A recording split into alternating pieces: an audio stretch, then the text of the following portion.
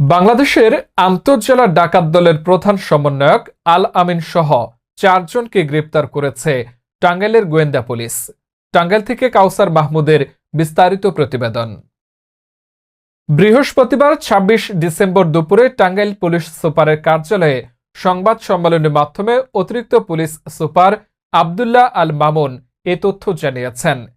গ্রেপ্তারকৃতরা হচ্ছেন টাঙ্গাইল সদর উপজেলার দক্ষিণ থানাপাড়া এলাকার আব্দুল জলিলের ছেলে, বাংলাদেশ ডাকাত দলের প্রধান সমন্বয়ক আল আমিন, কালিহাতী উপজেলার সিঙ্গুরিয়া গ্রামের নুরু ইসলামের ছেলে রায়হান আহমেদ লিজন, নোয়াখালী জেলার সেনবাগ উপজেলার বীজবাগ এলাকার আনোয়ার হোসেনের ছেলে আশরাফ হোসেন ও মজিবুল হকের ছেলে হাসান। অতিরিক্ত police super DSB Abdullah Al Mamun জানান, টাঙ্গাইল সদর ও মির্জাপুর থানায় 2টি ডাকাত মামলায় টাঙ্গাইল জেলা গোয়েন্দা পুলিশ গত 22 ডিসেম্বর শহরের আশিকপুর থেকে আলামিন এবং কালিহাতী থেকে লিজনকে গ্রেপ্তার করে। পরে তাদের রিমান্ডে এনে জিজ্ঞাসাবাদ করা হয়।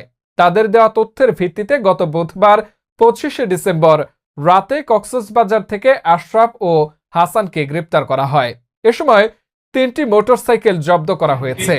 গ্রেপ্তারকৃত আল আমিনের বিরুদ্ধে দেশের বিভিন্ন থানায় মোট 27টি ডাকাতি মামলা রয়েছে। ডাকাত দলের অন্য সহযোগীদের গ্রেপ্তার অভিযান অব্যাহত থাকবে বলেও জানিয়েছেন তিনি। সড়কে যে ডাকাতির একটা ট্রেন্ড চলে আসছিল, আপনারা অলরেডি অবগত আছেন যে আমরা এই ডাকাত চক্রের 4 জনকে ইতিমধ্যে গ্রেপ্তার করেছি। মূলত এই ডাকাতিটা যেটা হতো সেটা হচ্ছে মোটরসাইকেলকে ছিনতাইয়ের মাধ্যমে ডাকাতি। এখানে 5-7 জন মোটরসাইকেল করে আসতো। যে সমস্ত ভিকটিমগুলো ঢাকা থেকে যাচ্ছে বা ঢাকা থেকে তাদের উত্তরবঙ্গমুখী যে সমস্ত মোটরসাইকেল আরোহীরা থাকতো, তো তাদেরকে এর পিছন থেকে ফলো করতে হয়। ফলো করে নির্জন স্থানে, মানে সুভল্লার মতো যে সমস্ত জায়গা আছে, যে মির্জাপুর সুভল্লা, বাকুল্লা বাজার, ওইদিকে যখন রাতের বেলা মোটামুটি 11:30-11টার দিকে যখন কুয়াশা থাকতো বেশি, সেই সময় 4-5টা মোটরসাইকেল এসে হঠাৎ করে সামনে দাঁড়াতো এবং হেলমেটের মাঝখানে তারা র্যান্ডমলি কোপানো শুরু করতো তাদের ধারালো অস্ত্র দিয়ে। সে আতঙ্কগ্রস্ত হয়ে যখন ভিকটিমরা মোটরসাইকেল থেকে নেমে যেত, টাঙ্গাইল সদর থানায় একটা ডাকাতি মামলা হয় এবং মির্জাপুরে একটা ডাকাতি মামলা রুজু হয়। তারই ধারাবাহিকতায় আমাদের যে ডিবি দক্ষিণ দল তারা তাদের ইন্টেলিজেন্স নিয়ে কাজ শুরু করে এবং আমরা এই আলামিনকে গ্রেপ্তার করতে সমর্থ হই। আপনারা আলামিনকে চিনেন, তার নামে 27টি মামলা আছে, ডাকাতি সহ, ডাকাতি, চুরি, ছিনতাই 27টি মামলা আছে বিভিন্ন জেলাতে।